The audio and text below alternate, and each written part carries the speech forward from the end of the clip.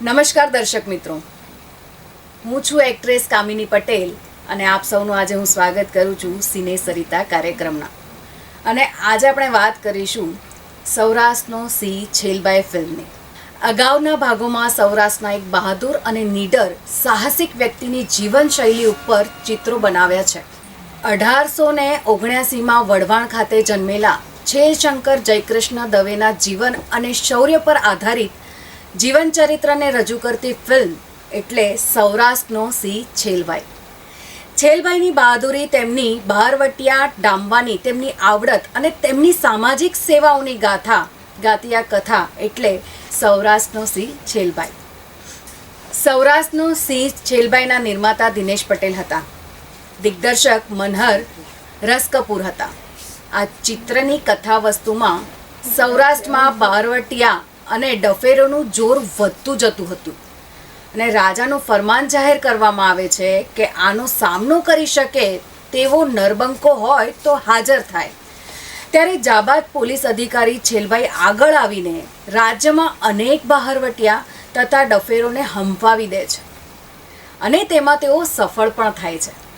પણ આજુબાજુના ગામમાં બહારવટિયાઓ એકત્ર થઈ જાય છે અને છેલ્બાઈના સામાજિક કામોમાં મુશ્કેલીઓ કરે છે અને એમને હરાવવા માટે તનતોડ મહેનત કરે છે. પણ છેલ્બાઈ તેમની આવડત અને હોશિયારીથી દરેક મુશ્કેલીનો બહાદુરીથી સામનો કરે છે અને દરેકને વારાફરતી પરાસ્ત કરીને મોતને ઘાટ ઉતારે છે. ગામના લોકો છેલ્બાઈની વાહ કરે છે અને પછી ઉત્સવ મનાવે છે. આવી સરસ મજાની કથા ઉપર આધારિત સૌરાષ્ટ્રનો સિંહ છેલ્બાઈ સત્ય ધર્મ ફિલ્મના બેનર નીચે નિર્માતા દિનેશ પટેલ તથા દિગ્દર્શક મનહર રસકપૂરે બનાવેલ હતું અને ગીત સંગીત મધુ માધવીની કલમે લખાયેલ હતા. છેલ્બાઈની જાનદાર અને અવિસ્મરણીય ભૂમિકામાં અરવિંદ ત્રિવેદી, માધવી પંડ્યા, પી ખરસાણી, ચંદ્રકાંત પંડ્યા અને નારાયણ રાજગોરે ખૂબ સરસ અભિનય કર્યો હતો.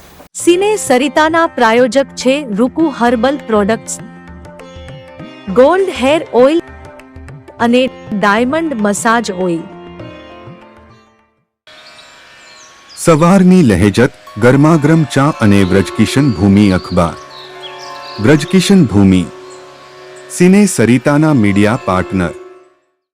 તો દર્શક મિત્રો, તમને આ ફિલ્મની વાર્તા કેવી લાગી? જો સારી લાગી હોય તો તમે નક્કી કમેન્ટ કરી શકો છો, લાઈક કરી શકો છો. તો આપણે આવતા એપિસોડમાં ફરી એક રસપ્રદ વાર્તા લઈને આવીશું. જય જય ગરવી ગુજરાત. અને આ છે ગુજરાતી ફિલ્મનો ઇતિહાસ.